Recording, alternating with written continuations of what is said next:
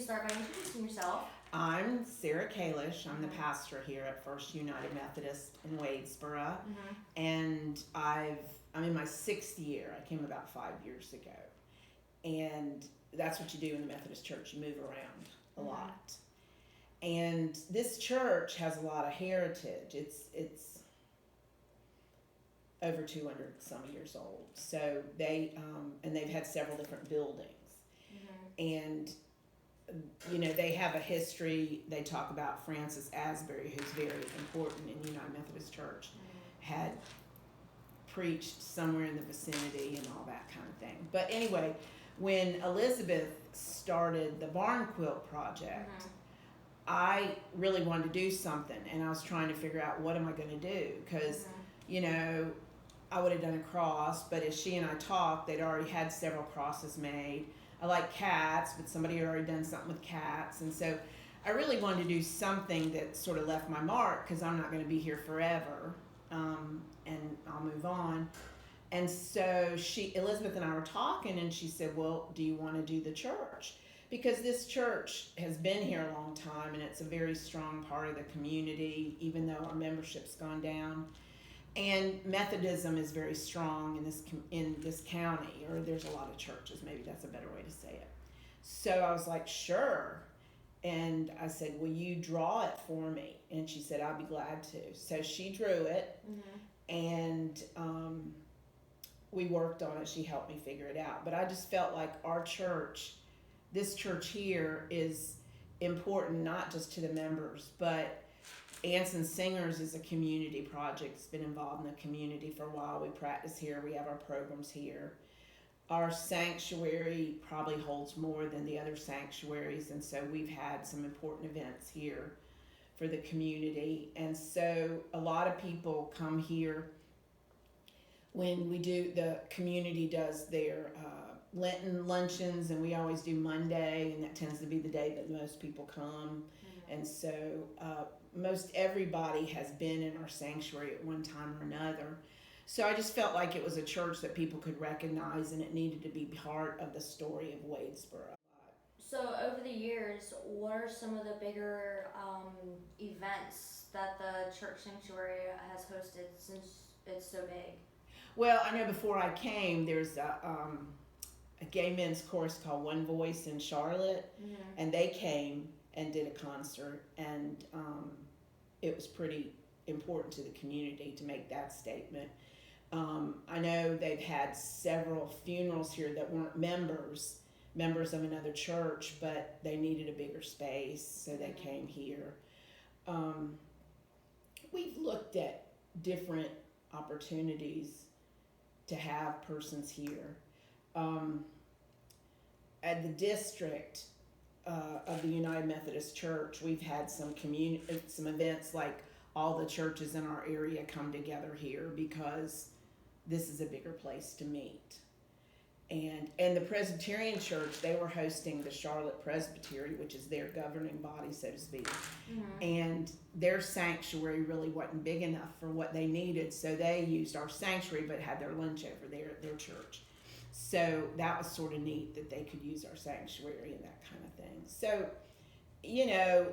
it's just different things when people have needed a big space, because Lockhart Taylor, that's a big space too, but this is I'd say the biggest auditorium type space that we have here in this county. So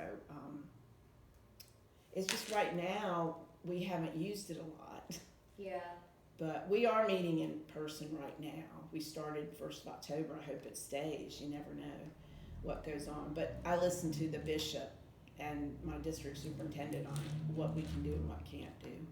But we've hosted different workshop opportunities in the Methodist Church, and also different opportunities there was a program called Circles here, and we've had groups of that here too in different parts of the church, not always just the sanctuary.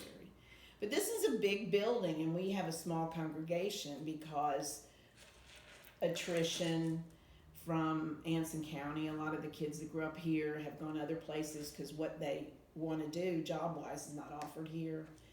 And then some of our members have passed away, and it's just the membership is a lot lower than it used to be.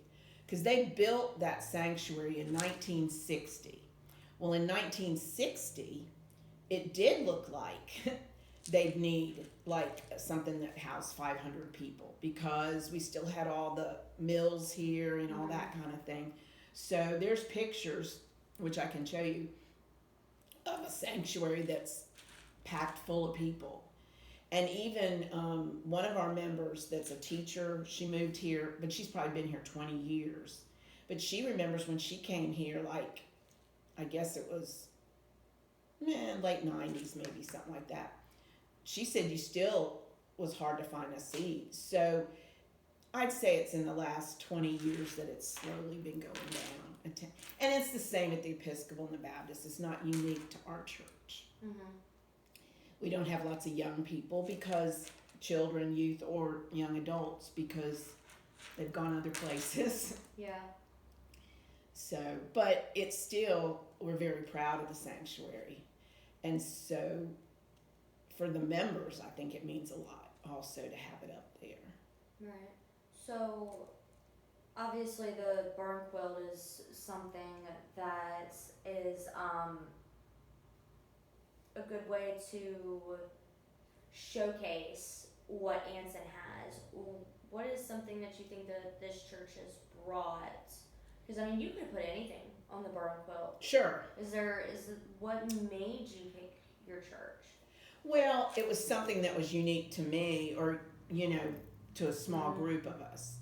And I wanted something personal of myself. And since I've only lived here since I've been here the pastor, the church is what people identify me with. So I think that's the reason I thought of that.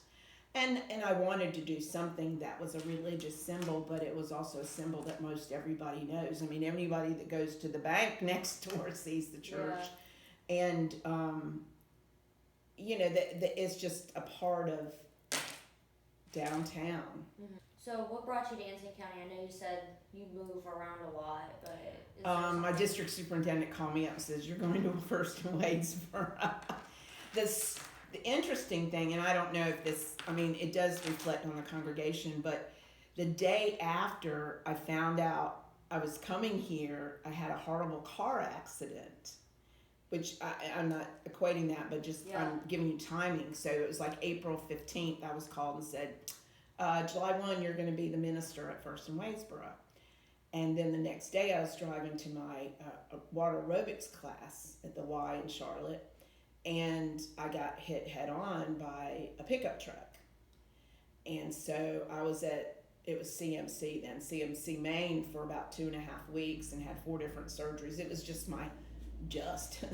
it was one ankle and one foot and my wrist. I didn't have to have surgery on this, but my ankle and foot were in pretty bad shape, so they had to work on it. Then I had to be in a nursing facility for 2 months to do rehab, learn how to walk again. I couldn't put any weight on my feet for 12 weeks. So I was in a wheelchair and all that fun stuff. Oof. And so I'm so glad I'm not in a nursing home right now, though. Yeah. But I was in a nursing facility, like I said, rehab. And then, so there was an interim minister here, and I didn't really start here till mid-September of that year. And this church, they could have said, well, forget that, we want a new minister or something like that. Or I could have decided just to take a leave of absence. But I didn't. No one offered me that. I joked with some people. I said, you didn't offer me that. Yeah. I was only out 5 months altogether, so 6 months is medical leave and all that, so I didn't have to do that. But this church, it just showed, this church started writing me letters, started praying for me, started sending me cards. As soon as they knew that I was going to be their minister, they probably didn't find that out.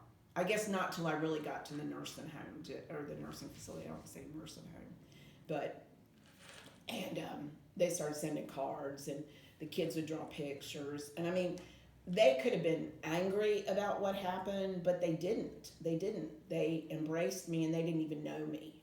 Yeah. And prayed for me, and lifted me up, and were excited for me to come. And I think that says a lot about this church, but it also says a lot about Anson County. So what's something about Anson County that you enjoy? Obviously, you're not from here. No, I'm from DC area, which is unreal. And then I've been in Charlotte most of my adult life. Was it like a culture shock coming from DC and Charlotte to Well, Anson County? I went to Pfeiffer to college Mm-hmm. in Meisenheimer from DC area, from Northern Virginia. So that was a little bit of a culture shock for me. So, and then went to work in Charlotte.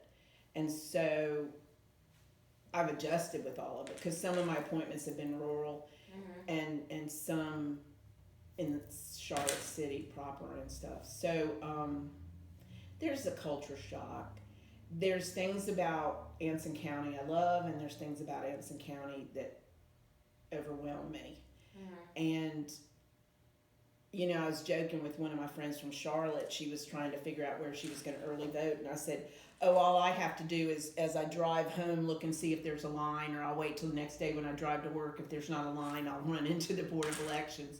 So that's a good one. I love going to the Ansonia for the plays. I was in one of them, not a very big part, but I enjoyed that. That was fun. I really don't have time to do that, but I support them. Yeah. And I really enjoy that part of it. I enjoy the friends I have here. The thing that's hard, when I'm a minister in Charlotte, I can go lots of places and I'm just Sarah. I'm not a minister. Pretty much here in Wadesboro, if somebody sees me, if they don't really know me, I'm the minister of the Methodist Church. You know, there's a lot of people that know who I am, and I don't necessarily know them. So, but I've adjusted to that over the years. So it's not like I do anything that I would want the world not to see. So, you know, but that is a difference. And I don't have a family. I'm single. And so sometimes I don't have anybody to do anything with.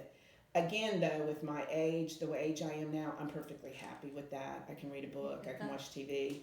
When I was younger, that was really hard if I was in a place that there wasn't anybody that I could do anything social. So I'd get to know people in my congregation and do stuff with them, and I do stuff with a couple people in this congregation.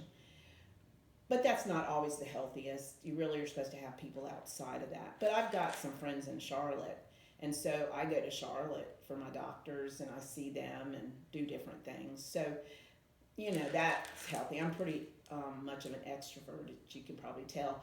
But as you get older, you appreciate the introvert side. Yeah.